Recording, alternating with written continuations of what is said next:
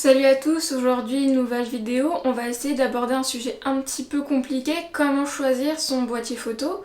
Donc au lieu de se concentrer sur ce qui est disponible en termes de boîtier sur le marché, on va plus chercher les questions qu'il faut se poser pour trouver un boîtier qui nous correspond. Allez, c'est parti!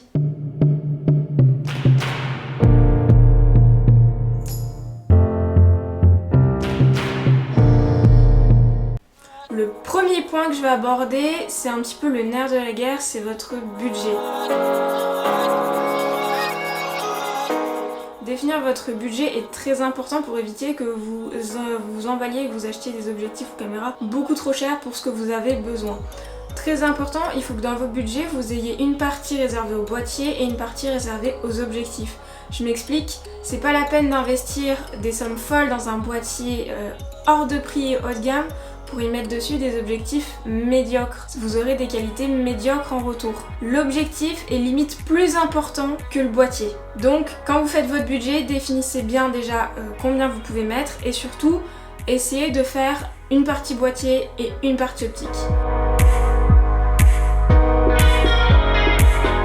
Deuxième point, votre parc photo. Vous allez investir dans un boîtier qui est d'une marque précise. Il faut vous dire aussi que derrière, vous allez investir aussi dans le parc objectif qui va avec. Donc regardez avant d'acheter un boîtier quels sont les objectifs qui sont proposés par la marque et par des constructeurs tiers, par exemple Sigma ou Tamron. Mais je vous déconseille très fortement d'acheter votre boîtier avec l'objectif de kit. Ces objectifs sont, on va dire, bien pour commencer, mais sont très vite pénalisants car à ouverture glissante. En gros, je vous explique. Exemple classique, le 16-55 3.5-5.6. Quand vous allez être à 16 mm, l'ouverture maximale ce sera 3,5 et quand vous serez à 55 mm, l'ouverture maximale ce sera 5,6. Ce sont des objectifs peu lumineux, donc vous allez vous retrouver très vite bloqué dès que la lumière va commencer à baisser. Je vous conseille donc d'acheter votre boîtier nu et d'acheter des objectifs à côté.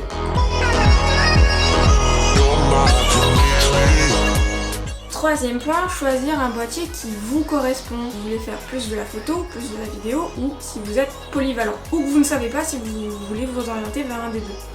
Chez tous les grands constructeurs, vous avez des gammes qui sont spécifiques. Par exemple, chez Sony, parce que je suis chez Sony, dans les pleins formats, la gamme R, dite résolution, est orientée photo, la gamme S, dite sensibilité, est orientée vidéo, et la gamme des Sony A7, A7 II, A7 III et peut-être un jour A7 IV est polyvalente. Vous devez donc trouver un boîtier qui correspond à vos besoins.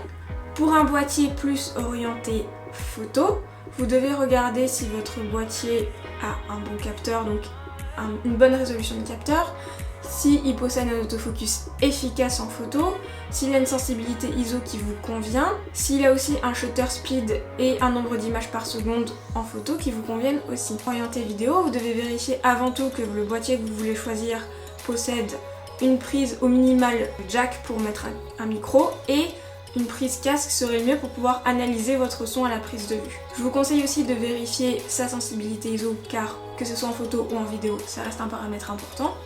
Regardez aussi sa capacité d'enregistrement, est-ce qu'il peut faire de la 4K, que de la 1080p, est-ce qu'il propose du ralenti, est-ce qu'il propose d'enregistrer à 100 Mbps par seconde ou en dessous uniquement. Regardez aussi si votre boîtier possède des profils d'image ou s'il n'en possède pas. Par exemple des profils flat qui pourront vous être utiles si vous vous lancez dans la vidéo pour ensuite faire votre propre colorimétrie. À la fin, si vous ne savez pas trop vers quoi vous orienter, si vous ne savez pas si vous allez faire la photo de la vidéo ou un peu des deux, je vous conseille un boîtier polyvalent qui sera un bon compromis entre les deux et qui ramasse la plupart des caractéristiques des deux.